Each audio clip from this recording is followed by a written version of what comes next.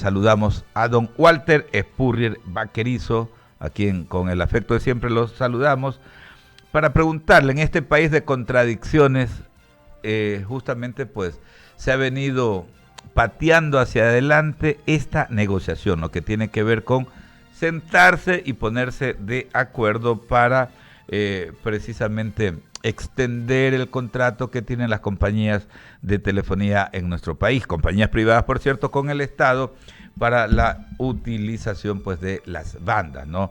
Digo esto de contradicciones porque necesitamos plata, pero acá en el Ecuador somos fantásticos, decidimos no explotar petróleo, no explotar, por ejemplo, minería de manera legal, pero sí las personas que están vinculadas a la criminalidad sí pueden quedarse con los recursos mineros, y vemos cómo están destruyendo nuestra naturaleza. Y en este caso específico de la telefonía, en cambio, pues cada día se ha ido trastocando este tema. ¿Qué beneficios le puede dejar al país, señor Spurrier, justamente el sentarse ya y llegar a este acuerdo? Bienvenido, muy buenos días.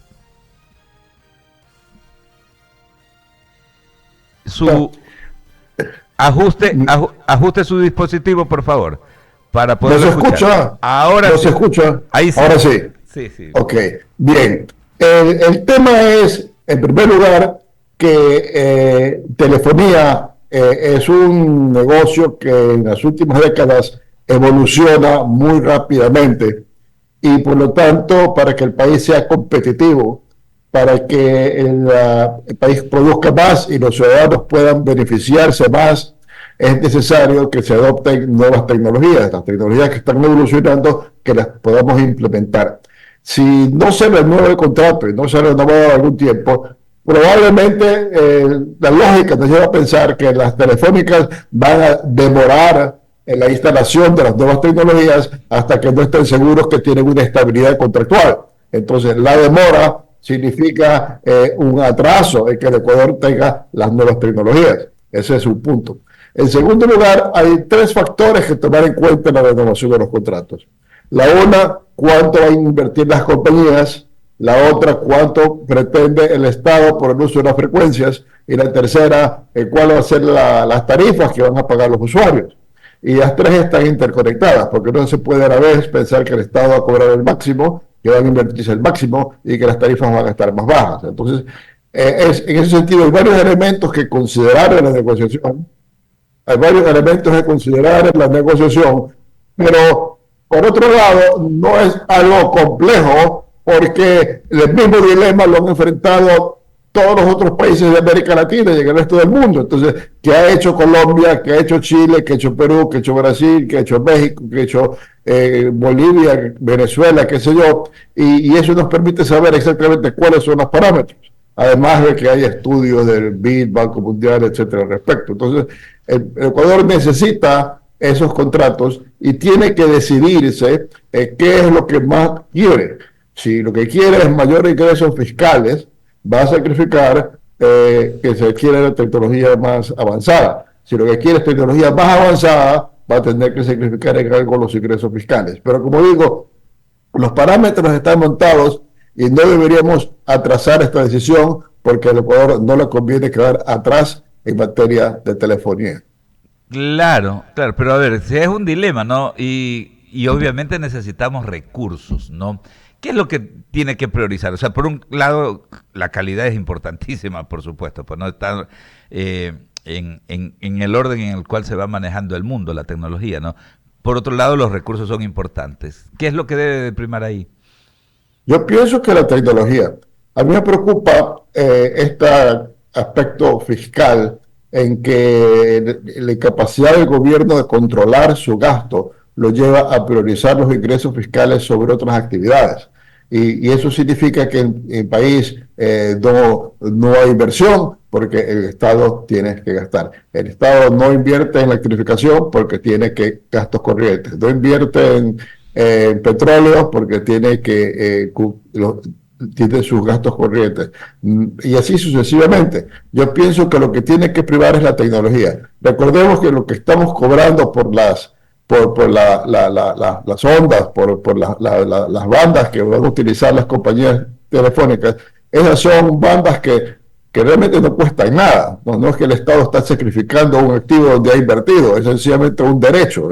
Por usar las bandas y dárselas a unas empresas y no a otras cobra un valor, pero no es que el Estado está sacrificando un activo para dárselo a las empresas.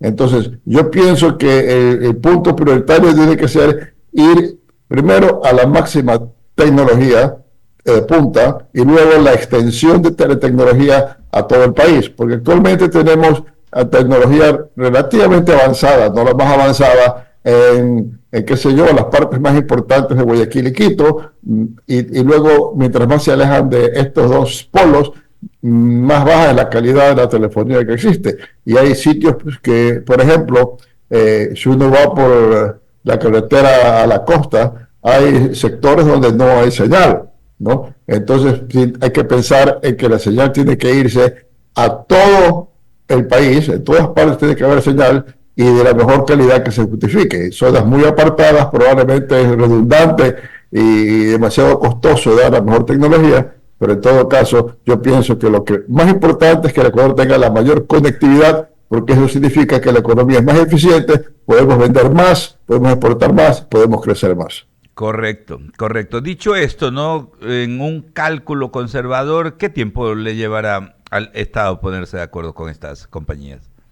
No debería tomar mucho tiempo. Esto ya debería ser algo que las compañías tienen una propuesta y el Estado tiene una aspiración y hay estos cronogramas, hay estos referencias, ¿no? Porque como ya hay la referencia en los contratos más recientes que se hayan firmado con países vecinos, el Ecuador ya sabe cómo son los parámetros y cuáles son los índices que se tienen que calcular en función de, qué sé yo, nivel de consumo, perspectivas de crecimiento, de facturación, etcétera. Yo pienso que debería ser algo muy breve, no debe ser algo muy complicado. Evacuado este tema, pasemos a lo hidrocarburífero, ¿no?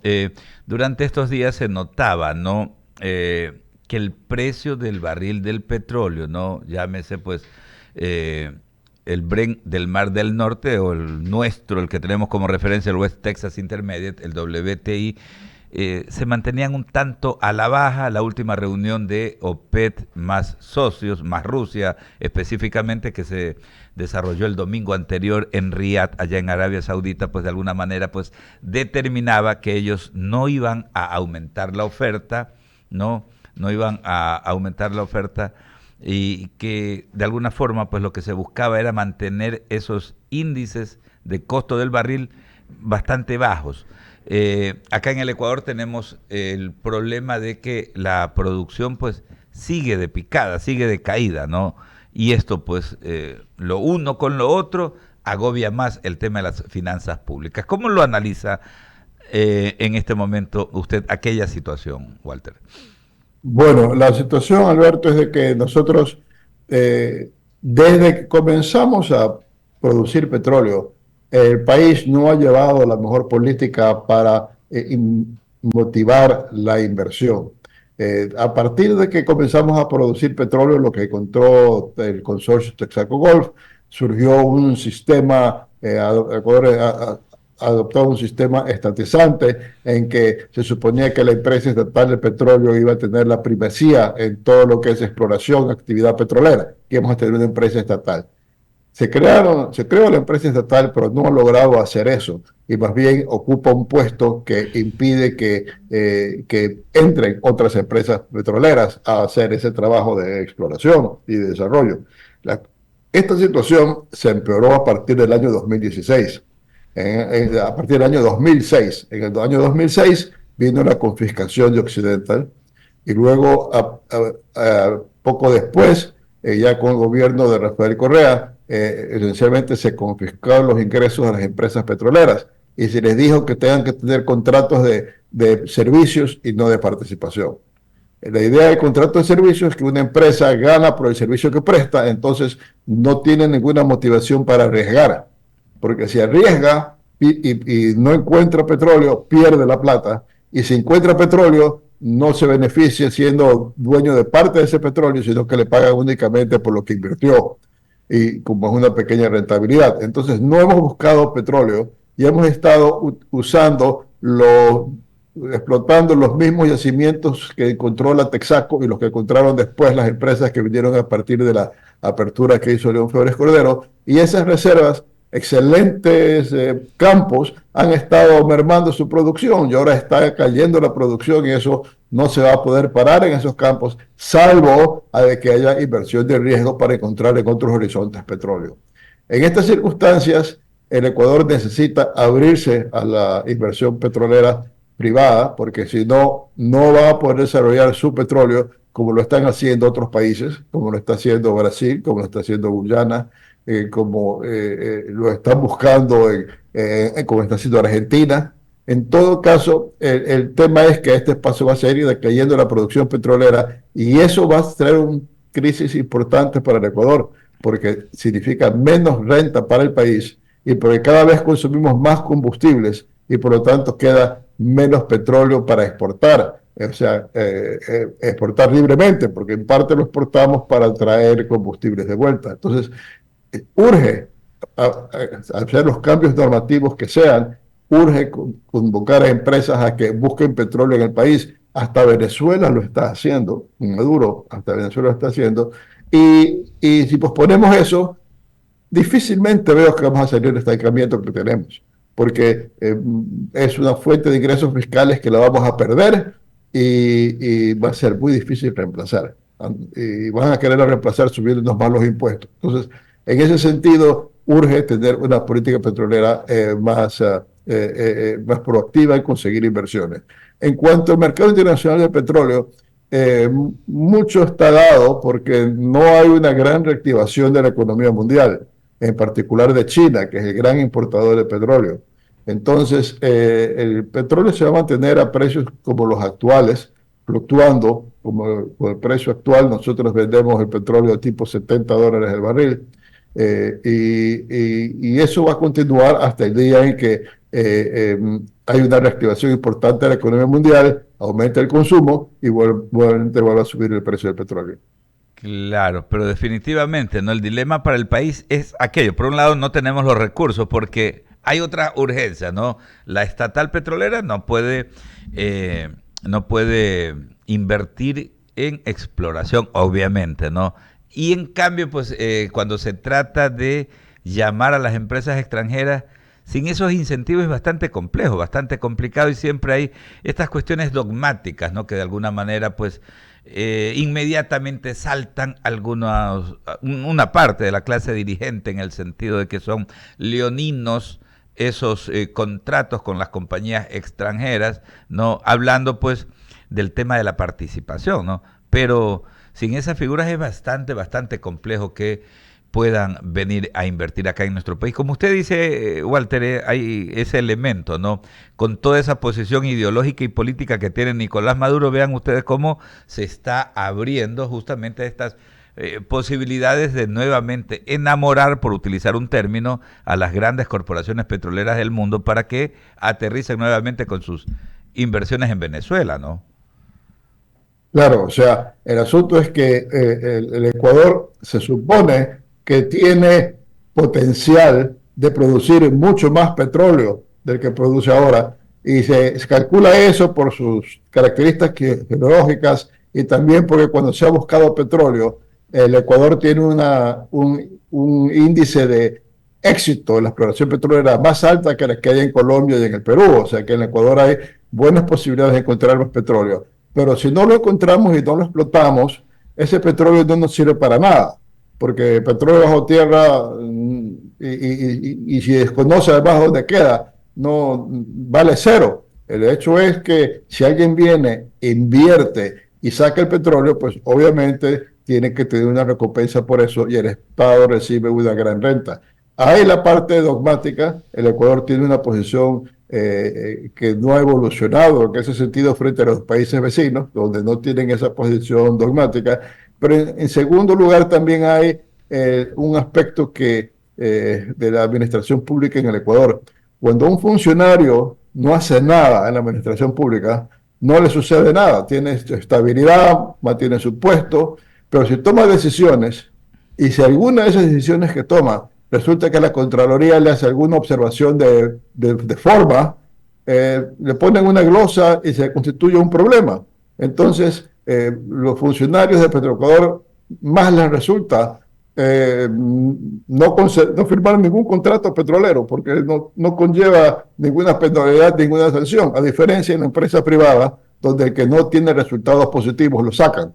En la empresa pública, más bien, el que tiene resultados positivos corre un riesgo. Entonces, eso también tiene que corregirse. Tiene que haber la mayor eficiencia de la administración pública y tienen que estar los incentivos correctos para que los funcionarios tomen decisiones para que haya la inversión. Hemos tenido concursos petroleros y, por ejemplo, el del gas del Golfo se llama un concurso petrolero y luego se declara desierto. Es un fracaso de Petroecuador en un concurso petrolero. En cambio, el Perú está buscando también en la parte sur del Golfo lo que les corresponde a ellos.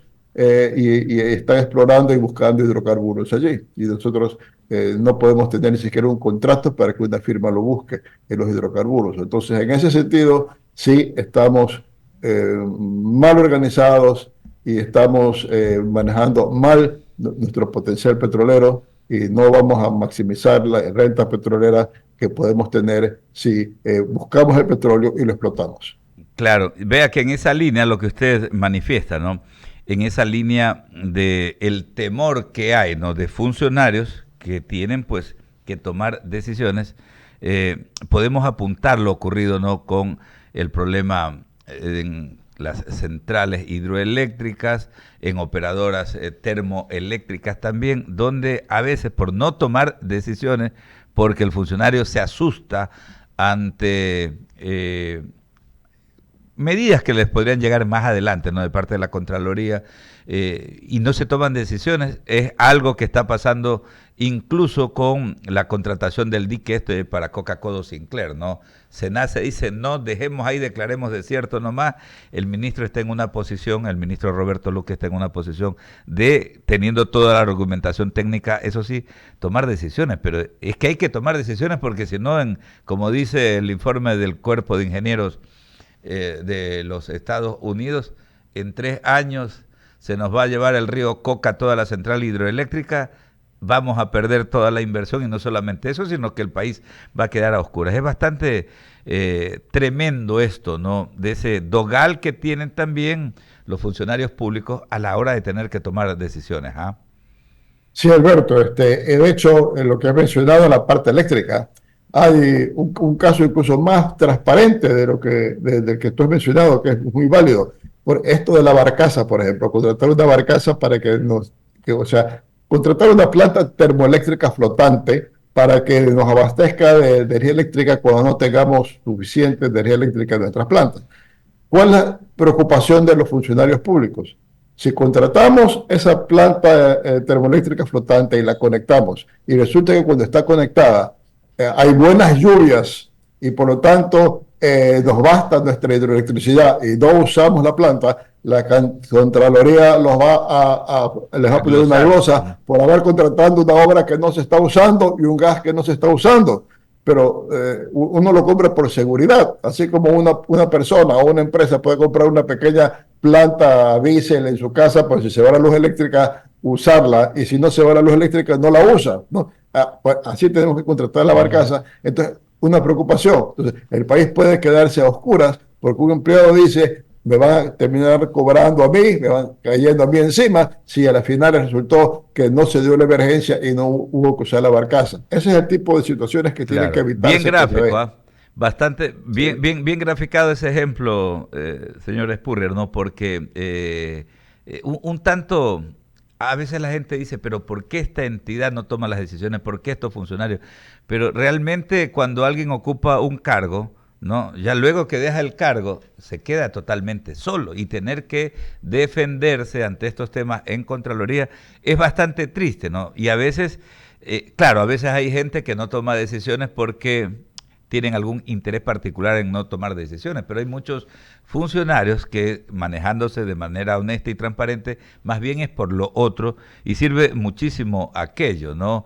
Más bien ahí lo que deberían de, mediante regímenes especiales, ¿no? Con el propio Contralor ahí, o con la Contraloría como entidad, decirle, señores, vamos a tomar esta decisión y claro, vamos a tener esta alternativa de que si hay suficientes lluvias y hay suficiente producción de electricidad nuestra, sí tenemos un mecanismo incluso para ver posibilidades de exportar, para no quedarnos con este tema. Pero hay mecanismos, pero a veces como que nos quedamos cortos en esto. Quería pasar también al tema minero, ¿no?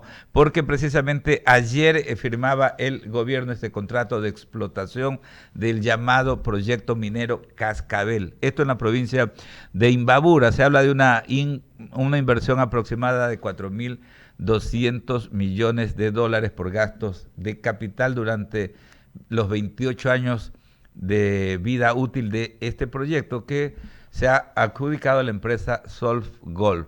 ¿Cómo ve este tema? El hecho de que se retomen estas negociaciones, entendería pues que con empresas serias que de alguna manera pues también bajo las normativas que tiene el Ministerio del Ambiente pues van a cumplir todo lo que tiene que ver con conservación ambiental. Bueno, es indispensable que el país aproveche su riqueza minera, sería complementario a nuestra riqueza petrolera.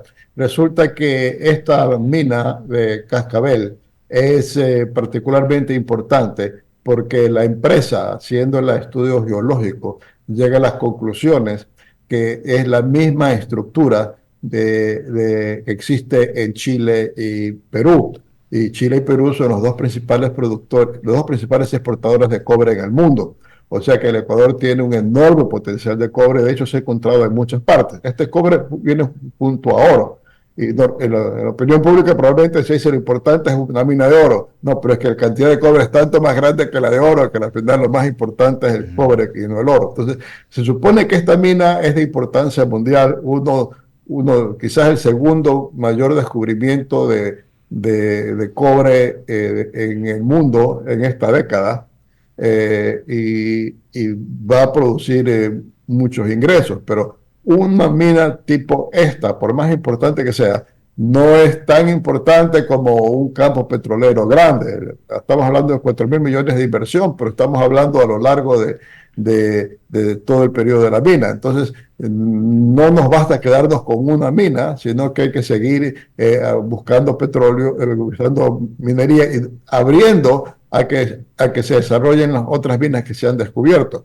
Tenemos dos en marcha, esta sería una tercera, y luego también en la mina Mirador, que tienen la empresa estatal china, tiene una segunda unidad, una segunda área para explotar, que ya no necesitaría mayores permisos ambientales porque ya existen los de la mina original. Pero hay otras minas que están en camino y han estado paradas han estado detenidas por una coalición de los que están opuestos por razones ideológicas, por razones ecológicas y también por ser minería ilegal. Ese es el caso, por ejemplo, de la mina La Plata, que también va a ser básicamente de cobre y oro, la mina La Plata, que queda en Cotopaxi, y que se estaba cumpliendo con los requisitos de la información y de la consulta a la comunidad, y vinieron los opositores y atacaron e hirieron a los policías que custodiaban a los empleados públicos. Hay también minas en el Azuay que los tienen paralizadas la Corte del Azuay. Y alrededor de esta mina en Imbabura está el famoso sector de Buenos Aires, donde aparentemente son los lobos los que manejan ese lugar y la empresa que tiene esa concesión no puede entrar. Entonces, en ese sentido, el país tiene que ser más proactivo en la apertura minera, romper estos barreras que hay para que entre la inversión, porque la inversión en minería primero va a ayudar a reactivar la economía, luego va a producir ingresos fiscales y eso nos va a permitir salir de la crisis pavorosa en que estamos por tener una enorme deuda pública originada en obras que no han dado el resultado que se tenía y que nos tienen en una situación de estar excesivamente endeudados. Claro que sí, y a los noveleros ambientales, hay muchísimos acá en el Ecuador, por cierto, pues no, que tengan en consideración aquello, ¿no? Una cosa es la explotación minera responsable y formal, ¿no? Porque muchos se oponen, pero no dicen absolutamente nada, por ejemplo, lo mencionaba más temprano, a la destrucción que hay en el sector de la provincia del Napo, en el propio Cotopaxi, en la provincia de Bolívar, ¿no? Donde precisamente las organizaciones criminales pues están operando con la minería ilegal. Señor Spurrier, gracias por dedicarnos estos minutos, por sus orientaciones tan precisas como siempre. Muchas gracias, Alberto. Gracias por tenerme, a toda nuestra audiencia. Gracias por haberme escuchado. Muchísimas gracias, Walter Spurrier Baquerizo, analista económico de nuestro país, hablando sobre estos temas de gran actualidad. Son las 7:20.